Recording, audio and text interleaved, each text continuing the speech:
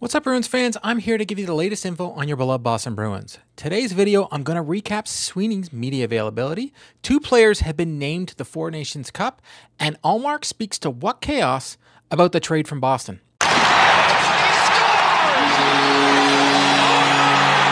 Our first story is Don Sweeney spoke to the media for the first time since breakup day and shed some light on some key issues moving forward for the Boston Bruins and what looks like to be the end of Jake Debrusk in a Bruins jersey. With regards to Debrusk, Sweeney said, "We have been in negotiations with Jake. We haven't had any productive talks in quite some time, but at the end of the day, that's his prerogative to see what July 1st brings for him."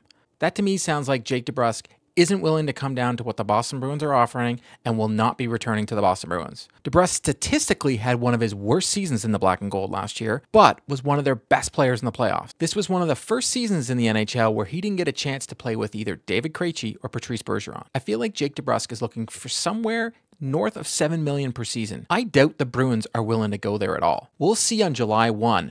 But the rumors are already swirling that he will be signing with Calgary Flames on Monday. Sweeney did touch on what will happen with the goaltender situation moving forward as well. He mentioned it's a priority for us to continue to have discussions necessarily to get Jeremy under contract. Sweeney said during his preseason draft press conference on Thursday, "We'll continue to do that, and we've been doing that, and we'll hopefully find it in its due course because that's a priority." I have no doubt that the Bruins will come to terms with Jeremy Swayman before the season starts, and I think that Nashville might have helped them. Nashville signed UC Saros to an 8-year extension this week at $7.74 million AAV. Speculation that Swayman's number will start with an 8, but now with Saros' contract, I feel confident it actually will below 8. I think that the contract will be done before training camp or even sooner. Sweeney also mentioned Brendan Bussi during the media availability and had this to say about the young goaltender. "I don't want to lose sight of Brandon in this sense, he's paid his dues. He wants an opportunity in the National Hockey League. If he beats out, in this case, in all likelihood,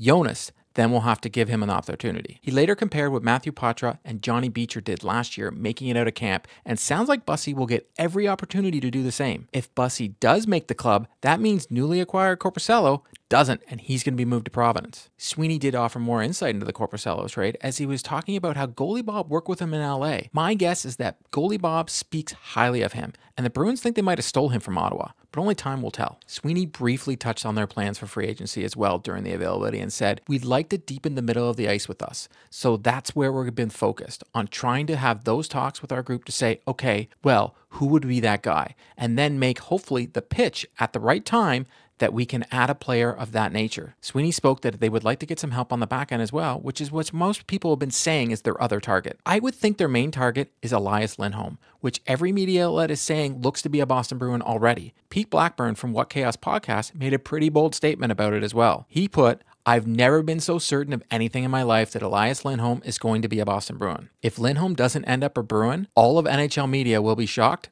and wrong. I think they continue to make this assumption because it makes sense for Boston to go after him. He plays a two-way game, and Boston has a huge hole down the middle. With regards to defensemen, they will go after. That is anyone's guess at this point because I haven't heard or read anyone linked to them, and we don't know how much money the Bruins will have left after signing Swayman and whoever they get at center. If I had to wager a guess, though, I would think they look at someone that can fit on their bottom pair on the left side. Brendan Dillon, Alex Martinez, and Brendan Smith come to mind because I could see Sweeney looking for a cheap option unless he can get someone via trade. In other news, Team USA and Team Canada have announced some of the first names of players for the Four Nations Cup. Brad Marchand has been named to Team Canada, and Charlie McAvoy has been named to Team USA. I was kind of shocked that both of these players were part of the first 6 to be named to their teams, but I shouldn't have been. Both players have been strong during their international play and are near the top of their position in the NHL. The Four Nations Cup will be held instead of the All-Star Game this year, and have Canada, US, Sweden, and Finland play against each other in Boston and Montreal as the host cities. David Pastrnak has made it clear he's disappointed that he isn't going to be playing in this tournament, but I'm sure he will be cheering on his teammates. I would expect Jeremy Swayman and Hampus Lindholm to be named to their international teams as well before the start of the season. Our last story is Linus Ullmark appeared on the What Chaos podcast and shed some light on the trade to the Ottawa Senators, and he didn't hold back. Linus touched on what he went through mentally, knowing he was on the trade block during the season, and what it did to him. He spoke about what he thought would be his last game as a Bruin during the regular season against the Edmonton Oilers, and how badly he wanted to win that game. Here's the clip. Just out of curiosity, what was easier, being in season with the trade stuff around you or off season? Because during the off season, it's not really like necessarily like a routine that can distract you and you can kind of just push through it, I would assume. So I'm just curious about that side from your end. Off season was easier. A lot easier, but also comes down to that this was during the season was my first time being on the trade block, so I didn't know what to do with all my emotions and how to handle it. Even though that I spoke, openly, there was just so many things and so many uncertainties that I just couldn't control, and you just want to have like a clear-cut answer. Like once you've seen the rumors and people have asked you all the questions, you're basically saying to yourself, like, just give me an answer. Am I going to stay or am I going to leave? Just hit me with the truth now, and just either get on with it or just tell me that I'm staying. So living in that unknown was tough. And then you're looking at the schedule, and I remember because I saw it and I realized, okay, this is probably my last game of the season as a Boston Bruin if I get traded right before deadline. So the feelings and the emotions that I felt during those times as well was tough, because I wanted to win and I wanted to be, leave as a winner from the Boston Bruins. So when I played, I don't know which game it was. I think it was the overtime loss against Edmonton. That was my final game that I played before the trading deadline was actually set. And I just remembered how utterly sad I was in my home afterwards when I realized that, fuck, sorry, my anguish, but I was just devastated that I didn't get to win my final game as a Bruin.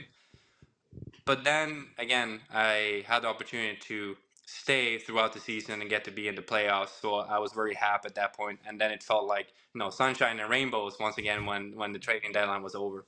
The whole interview is one of the best I've listened to. It makes me feel a heck of a lot differently talking about trading a player, because we never think what the player is going through and what their family is going through. My dad got traded many times during his career in the NHL. I was far too young to remember, but I'm sure it was very hard on my mom and my dad dealing with all the uncertainty and having to move to a new place. I understand that players now make millions, but to see the human aspect of the Ullmark trade, it gets you thinking. I highly suggest you check out the full interview, and I will leave a link down in the comment section. This wraps up the news block until the draft.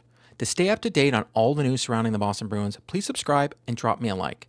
If news breaks on trades, be sure to check out the channel, as I will keep you up to date on all things at Boston Bruins. I'll see you next time.